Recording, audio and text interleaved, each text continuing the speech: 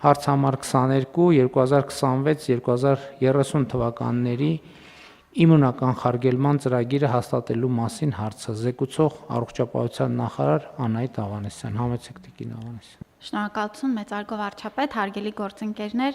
այս որոշմամբ մենք հաստատում ենք հանրային առողջապահական ամենակարևոր երաշխիքներից մեկը հանդիսացող պատվաստումների ազգային օրացույցը, նաև պատվաստումների վերաբերյալ միջազգային վկայականների տրամադրման ձևաչափը եւ այն թիրախները, որոնք մենք մեզ համար դնում ենք պահպանելու 0-ից 1 տարեկան երեխաների պատվաստման ցուցանիշների առումով եւ իհարկե վարակիչ վտանգավոր հիվանդությունների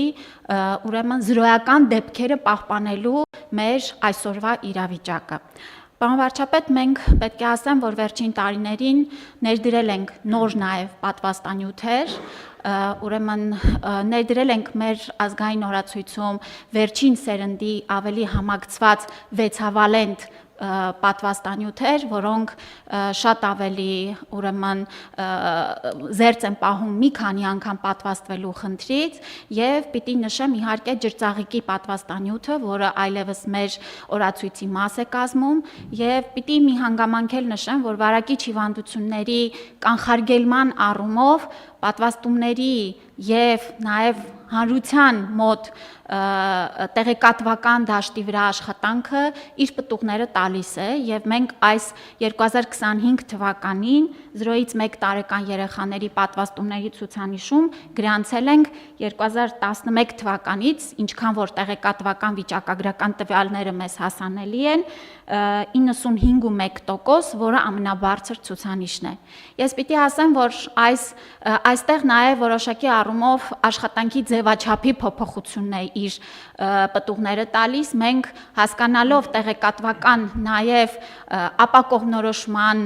հանգամանքը շատ մեծ ուշադրություն ենք դարձնում ծնողների հետ աշխատանքին, մեր մասնագետների հետ աշխատանքին եւ հասկանում ենք, որ տեղեկատվական դիմակայունությունը բարձրացնելու առումով սա շատ կարեւոր է։ Եվ պիտի ասեմ, որ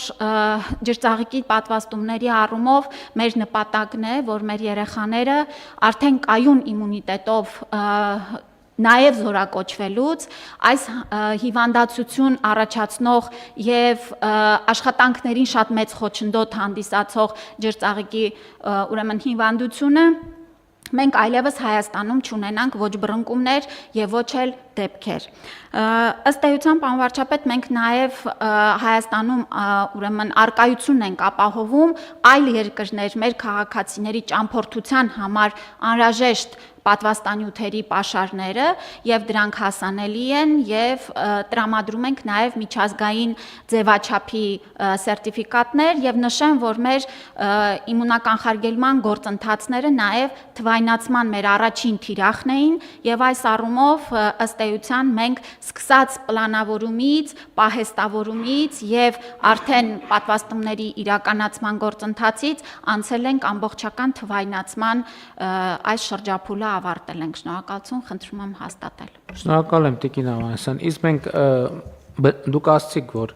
մինչև 1 տարեկան երեխաների դեպքում պատվաստման թվերը մեզ հաջողվում է բարձրացնել, իսկ ընդհանուր առմամբ բնակչության շրջանում պատվաստվածների տեսակարար կշռի առումով համաձայն հաստատված ծրագրերի եւ նախագծերի մեզ հաջողվում է առաջընթաց ապահովել, որովհետեւ այո, դա տարօրինակ է եւ հետաքրքիր, բայց այդ հակաքարոզչությունը պատվաստման դեմ դել ինքը տենց անընդհատ ինչ որ աղբյուրներ ունի եւ այդ աղբյուրները, այսինքն անընդհատ ինչ որ ժամանակ ինքը տեսանելի է դառնում եւ պետքա հասկանանք նաեւ այստեղ ինչ անելիքներ ունենք։ Համեցեք։ Այո, պարոն վարչապետ, եւ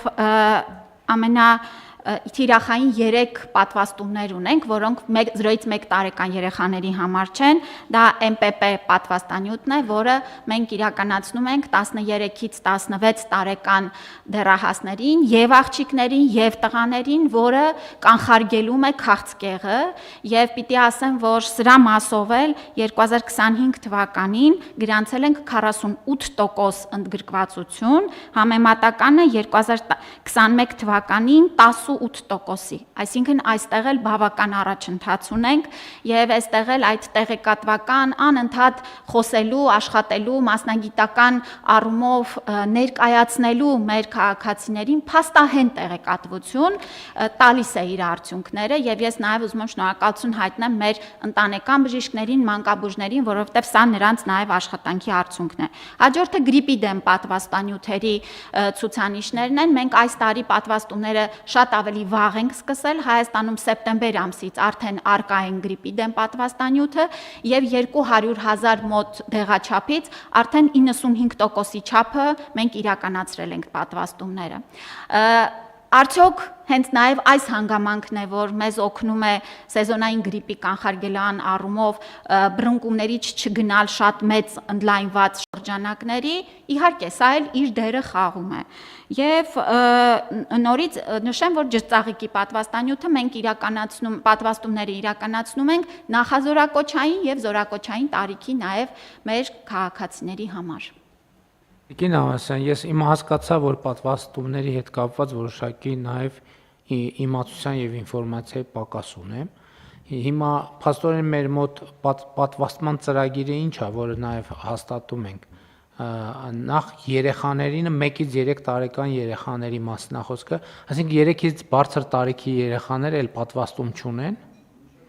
Պարոն վարչապետ, սկսում է 0-ից եւ հենց մենք հաստատում ենք ըստ ամեն տարիքի, մենք հաջորդիվել մեծ տարիքի մարդկանց ունենք վերապատվաստման գործընթացներ, այսինքն այս օրացույցը չի սահմանափակվում միայն երեխաների։ Հիմա մենք քանի պատվաստում ունենք։ Ըստ տարիքի շատ տարբեր է, այսինքն հիմա ծրագրում ինչքան են պատվաստում։ 10-ից ավել ձևեր կան։ Երեխայի օրինակով մի հատ փորձենք հասկանալ։ Երեխան ծնվեց, մինչև 3 տարեկան ունի որոշակի պատվաստումներ։ Այո։ Ուրեմն ըստ պատվաստման ժամկետից, ուրեմն մինչև 1 տարեկան նրան իրականացնում են BCG-ի, AKDF, ROTA, պնևմո, ուրեմն VHB, այսպես հեպատիտ B-ի պատվաստումները։ Հաջորդիվ արդեն ըստ դեղաչափերի, ըստ տարիքի 1-ից 3, 3-ից 6 տարեկան։ Այդ նույնն են կրկնում, հա, անընդհատ։ Կան, որ նույնը կրկնում ենք երկրորդ դեղաչափի, կան նաև տարիքի այլ պատվաստանյութեր են մտնում ըստ իր տարիքային խմբի կարիքի մեջ։ Իսկ ասենք չափահասների շրջանում սեզոնային գրիպ, սեզոնային գրիպ ըստ ցանկության, որովհետև սկզբունքորեն երեխաներին մենք համարում ենք պարտադիր պատվաստում, չէ՞, բայց մեծահասակներին էլ պարտադիր չէ։ Ունենք մեծահասակների շրջանում պարտադիր պատվաստում։ Չունենք, սեզոնային գրիպն է, լինում է կարմրուկի դեմ 10 տարին մեկ անգամ պատվաստման ունենք այստեղ սահմանված պահանջ եւ կովիդն էլ պարտադիր չի, բայց մենք ապահովում ենք պատվաստանյութ, չէ, այսինքն հիմա օրինակ կովիդ, կարմրուկ, ջրծաղիկ, գրիպ սեզոնային, չափահաս քաղաքացին ինքը կարող է ուղղակի որոշել, որ ես ուզում եմ պատվաստվեի, դիմի իր պոլիկլինիկա, հա, եւ այդ պատվաստումը մենք անվճար ապահովում ենք։ Երեխաներինն էլ անհատական ծրագիր կա եւ միշտ տեղյակ են պահվում ծնողները, որ պատվաստման ժամանակ նա երեխային բերեք կամ ինչ որ ձևով այդ պատվաստումը, այսինքն ըստ էության ստացվում է, որ յուրաքանչյուր երեխա իր անհատական պլանն ունի եւ իր կյանքի ընթացքում այդ անհատական պլանը իրագործվում է եւ առողջապահական համակարգն էլ իրազեկում է ծնողներին։ Այո, եւ այդ օրացույցն էլ կազմվում է թվային, այսինքն երեխայի առաջի օրվանից կազմվում է իր հաջորդական ըստ տարիքի օրացույցով ինչ պատվաստումներ պիտի ստանա։ Ներողություն, սա նշանակում է, որ մենք անուն ազգանունով հասցեով գիտենք այն ծնողներին, ովքեր հրաժարվում են իրենց երեխաներին պատվաստել։ Եվ մենք նաեւ իրենց հետ հատուկ աշխատանք ենք տանում, իրականացնում ենք նաեւ ընդհանուր հանդիպման ժամեր ծնողների հետ, աշխատում ենք ուսուցիչների հետ